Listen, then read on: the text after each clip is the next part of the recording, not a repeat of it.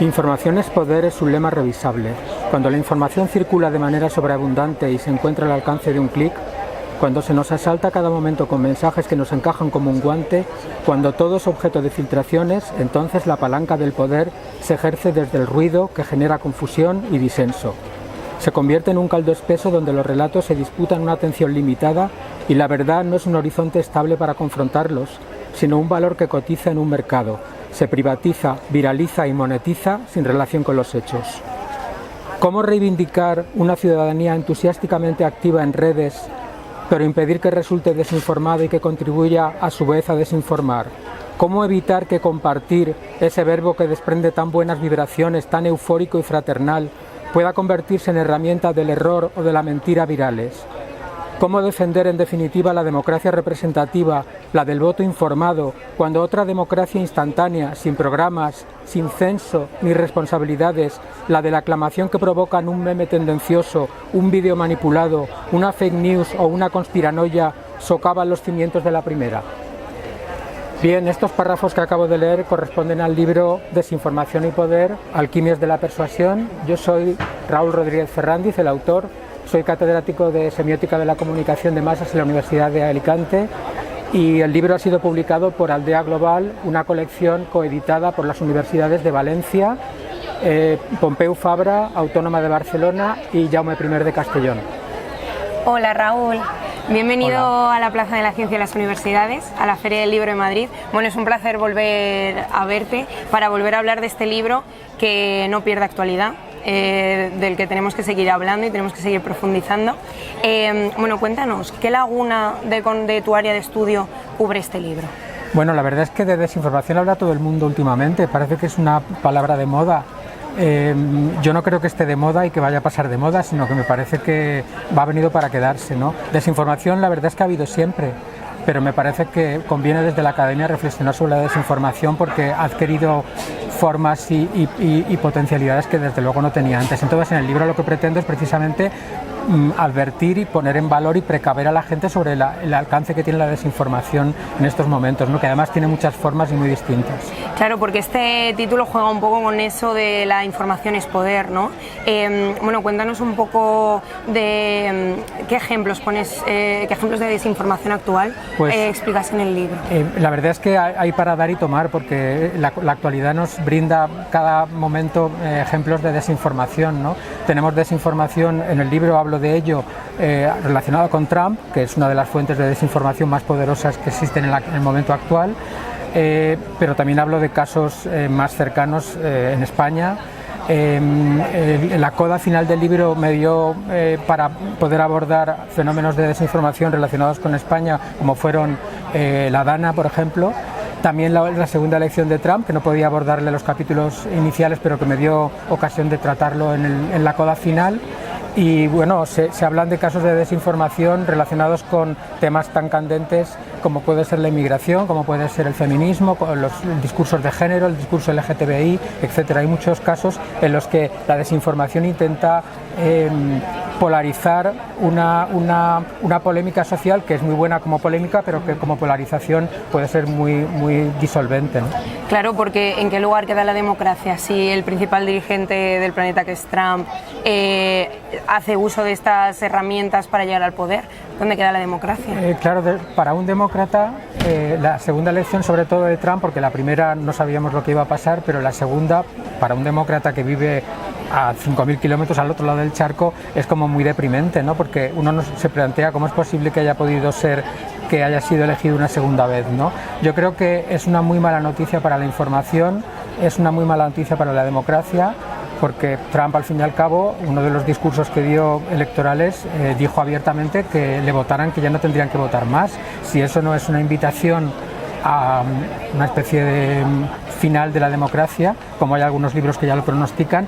Por otro lado, entre una elección y otra, Trump fue el único presidente de la historia de Estados Unidos que se negó a aceptar un resultado electoral y promovió lo que no puede ser llamado de otra manera que un golpe de Estado en su propio país, con el asalto al Capitolio el 6 de enero del 21. De manera que es muy mala noticia para los demócratas. Pero claro, la democracia tiene sus reglas y cuando hay un resultado electoral se impone, pues hay que aceptarlo. Sin embargo, ya digo, es muy deprimente, ¿no? Raúl, ¿qué podemos hacer los ciudadanos? ¿Tenemos algún tipo de responsabilidad, de compromiso con la correcta información? ¿Qué podemos hacer? ¿Cómo nos podemos enfrentar a esto? Por supuesto que la tenemos. De hecho, cuando se habla de las redes sociales, uno de los mantras, además del mantra de la transparencia, es el mantra del compartir, como he leído en el parrafito ese que he leído hace un momento, ¿no? Desde el momento en que nosotros no solo somos lectores, espectadores, oyentes de la información, sino también prescriptores de la información, porque cada vez que compartimos una noticia, aunque sea una noticia falsa, y sobre todo si es una noticia falsa, estamos contribuyendo a polucionar el ecosistema mediático, tenemos una responsabilidad que nunca habíamos tenido antes, ¿no? Entonces, cuando se habla de compartir, hay que tener muy en cuenta que compartir es una gran virtud y una gran responsabilidad, exige de nosotros, ¿no? Entonces, claro, la alfabetización mediática en este sentido es fundamental, porque los que tenemos ya una cierta edad nunca nos han alfabetizado mediáticamente. Lo lamentable quizá desde el punto de vista educativo es que las nuevas generaciones que se crían con un móvil prácticamente en lugar del chupete y que son nativos digitales en sentido pleno, no como nosotros que somos inmigrantes digitales, no tengan esa formación en medios audiovisuales, en medios tecnológicos, en digitalización, en fin, me parece que no haya planes de estudio ni en primaria ni en secundaria orientados a una asignatura que además tenía que ser transversal en alfabetización mediática es un drama en términos de planificación educativa, ¿no? Raúl, entonces, este libro, ¿a quién va orientado? ¿Quién puede leer este libro? Entiendo que el público general, que todos podemos acercarnos a este libro. Yo diría que sí. Yo precisamente he intentado alejarme del discurso académico lleno de notas a pie de página y de referencias bibliográficas para eruditos o para expertos o para especialistas en el tema. He intentado hacer un ensayo, un estilo ensayístico y además divulgativo. No hay requisitos de entrada al libro, lo que tiene que haber es curiosidad por saber qué es lo que está pasando, porque al fin y al cabo receptores de desinformación somos todos. La cuestión es evitar que seamos también emisores, ¿no? Que contribuyamos a esa polución de la que hablaba antes, ¿no? Raúl, esta investigación que tanto trabajo te ha llevado, me imagino que era obligado que estuviera en formato libro, ¿no?